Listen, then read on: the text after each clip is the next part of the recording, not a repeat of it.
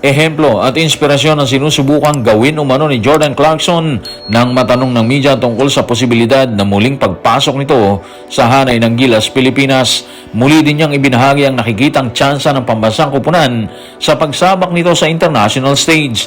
Tutukan po natin ang lahat ng yan, pero bago yan, pakisubscribe, like and share na lang muna para pareho tayong updated. Binigyang diin ni Jordan Clarkson na susubukan niyang maging magandang halimbawa at maka-inspire ng mga manlalaro hindi lamang sa abroad kundi maging sa Pilipinas. Narito ang kanyang paglalahad. Tutukan natin si Jordan Clarkson sa Daily Tribune team sa Daily Tribune. Sinusubukan kong maging ehemplo at magbigay inspirasyon sa mga kababayan ko mula Pilipinas hanggang San Antonio. Nagbabago-bago yung rules ng FIBA halos linggo-linggo. Tinitingnan ko lang kung ano ang okay at gusto kong mabuo yung pinakamagandang lineup na lalaban para i-represent ang bansa. Okay yung sinabi ni Jordan Clarkson.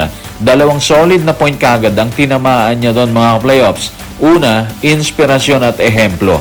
Hindi lang siya basta-basta naglalaro doon. Malinaw, gusto niya maging simbolo para sa mga Pilipino. Ibig sabihin, hindi lang stats ang habol niya dito mga playoffs. Epekto rin, hinahabol niya rin yon. Yung tipong kapag nakita siya ng kabataan, maiisip nila na kaya rin namin makarating dyan. Malaking bagay yan sa Pilipinas mga playoffs kasi bukod sa talent, may dala siyang identity at pride na nagpapalakas sa buong team.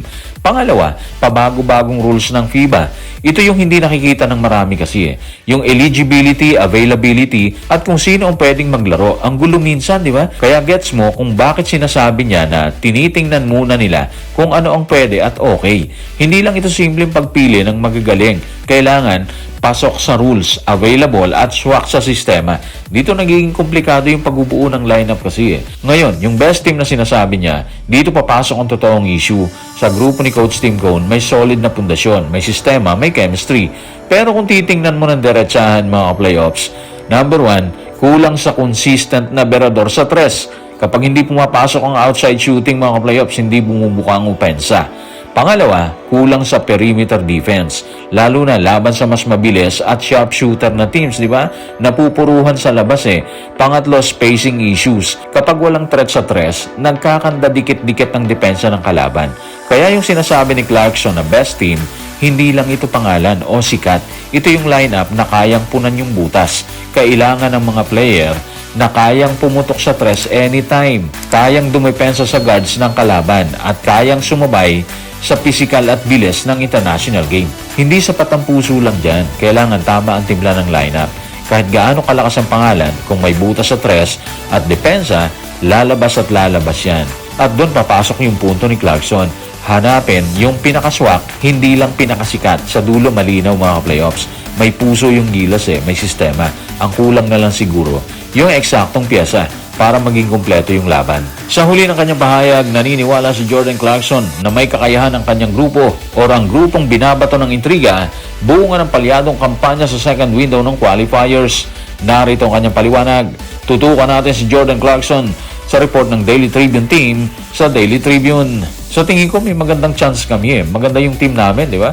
Kailangan lang namin malaman kung paano pagdikit-dikitin yung mga players at hanapin yung tamang combination. So yung point ni Jordan Clarkson mga playoffs, simple pero direkta. May chance pero kailangan mag-click lahat. Sa totoo lang, kahit nabigo ang Gilas Pilipinas sa second window, hindi ibig sabihin nun tapos na kagad, di ba?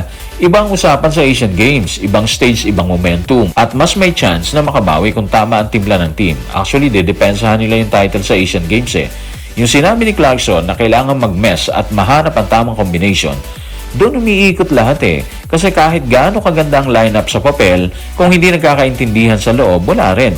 Basketball to, timing, chemistry at tiwala sa isa't isa ang puhunan dyan.